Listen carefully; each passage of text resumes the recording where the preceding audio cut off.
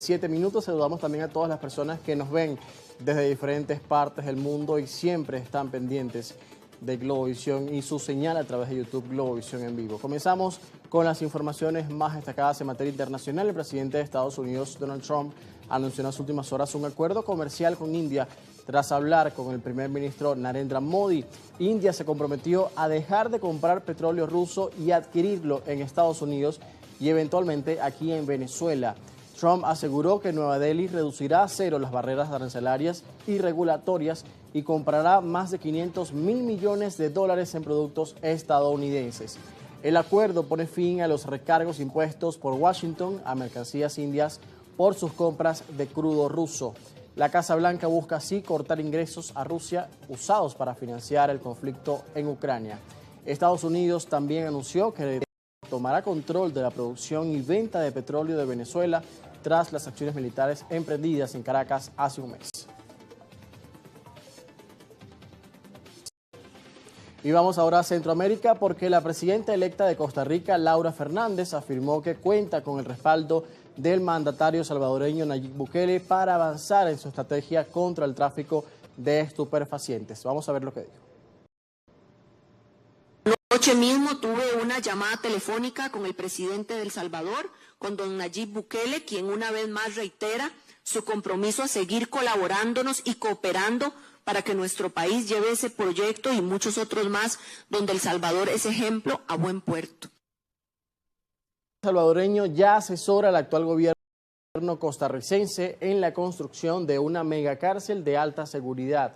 Fernández agradeció el apoyo recibido en las urnas y destacó la fortaleza política alcanzada. Según los conteos oficiales, contará con al menos 31 congresistas en el próximo Parlamento. Ese resultado le permitirá disponer de una mayoría legislativa durante el nuevo periodo electoral. La politóloga de 39 años obtuvo el 48,3% de los votos. La cifra superó en 8 puntos el mínimo requerido para imponerse en primera vuelta. Amigos, y atención con esto porque es una noticia muy importante y hay que estar pendiente en las próximas horas porque tras más de un año de tensiones, Donald Trump y Gustavo Petro se reúnen este martes en la Casa Blanca. El gobierno colombiano adelanta que Petro presentará cifras sobre la lucha contra el tráfico de sustancias ilícitas y buscará recomponer vínculos estratégicos con Estados Unidos. Desde la Cancillería del país neogranadino proyectan un relanzamiento de la relación con impactos diplomáticos y económicos para Colombia y la región. Se espera que el tema de Venezuela marque la agenda de ambos mandatarios. La cita llega tras una fase de acusaciones y enfrentamientos verbales entre Petro y Trump que desataron una crisis diplomática. Ese historial de roces también incluyó restricciones de visa, sanciones y amenazas comerciales. Pero una reciente llamada telefónica de ambos presidentes fue clave para bajar las tensiones. Posteriormente, Washington y Bogotá confirmaron esta reunión que se desarrollará con discreción. Trump declaró en las últimas horas que a Petro ha cambiado mucho su actitud desde la acción militar de Estados Unidos en Venezuela y aseguró que espera tener una buena reunión. El presidente colombiano permanecerá 4 días en la capital estadounidense, donde se reunirá también con congresistas y será recibido en la Organización de Estados Americanos. También ofrecerá una conferencia en la Universidad de Georgetown y sostendrá encuentros orientados a fortalecer los lazos diplomáticos y económicos con Estados Unidos.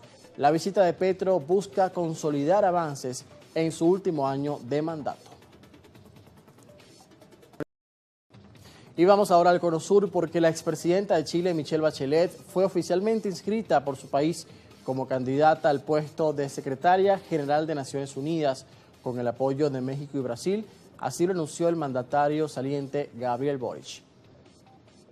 De 74 años y pediatra de profesión, es la única mujer en llegar a la presidencia de su país, al que gobernó en 2 periodos, de 2006 a 2010 y de 2014 a 2018.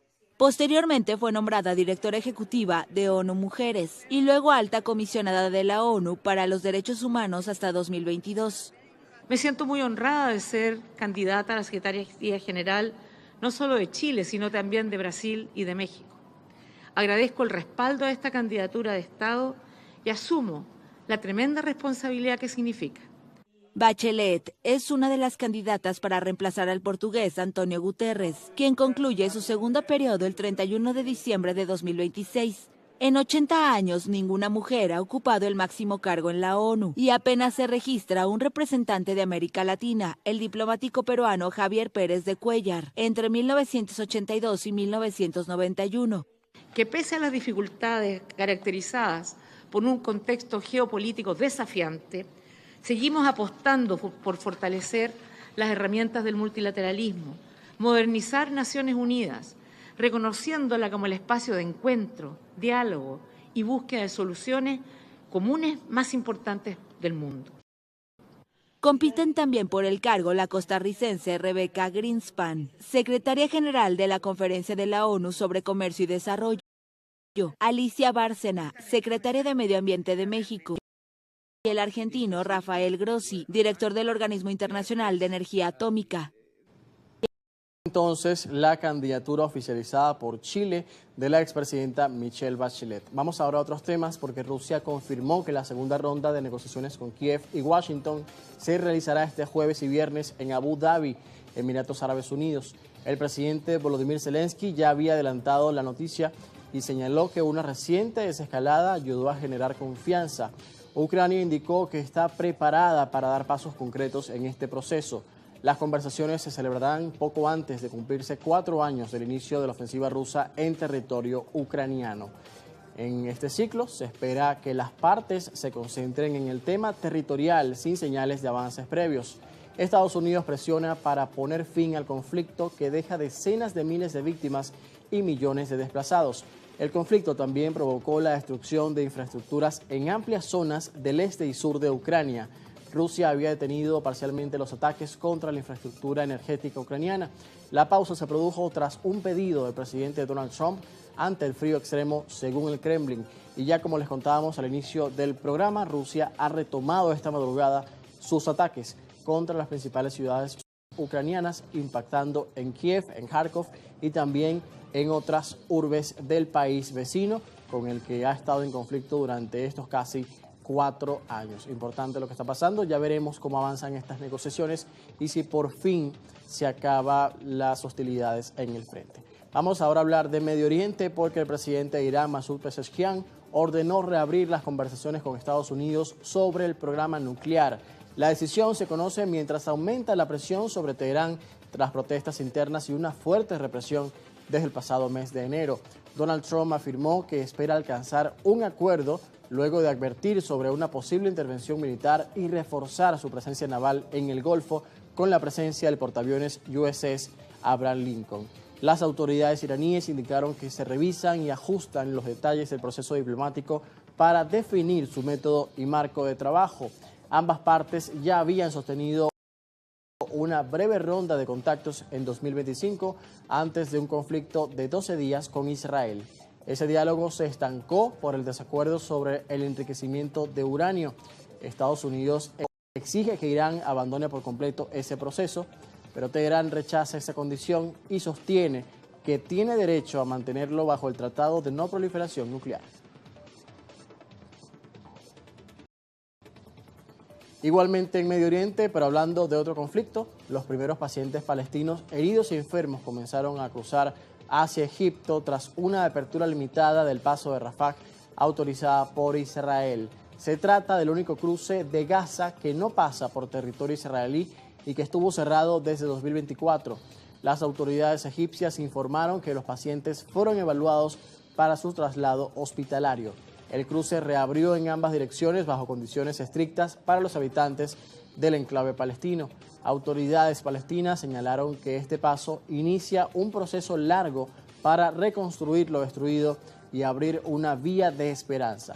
La reapertura ocurre en el marco de una administración transicional creada para gestionar este territorio. El esquema forma parte de un plan impulsado por Estados Unidos que permitió un alto el fuego vigente desde el pasado 10 de octubre. Pese a ello, continúan las hostilidades en el marco del conflicto entre Israel y Hamás, con ataques recientes que dejaron varios fallecidos, según reportaron agencias internacionales. Amigos, y con esto cerramos la información internacional por ahora acá en Primera Página. Vamos a hacer una nueva pausa. Son las 6:47 en Caracas, Venezuela. Al regreso, las primeras entrevistas del día acá en nuestro estudio junto a nuestra compañera Luciana Peñafort.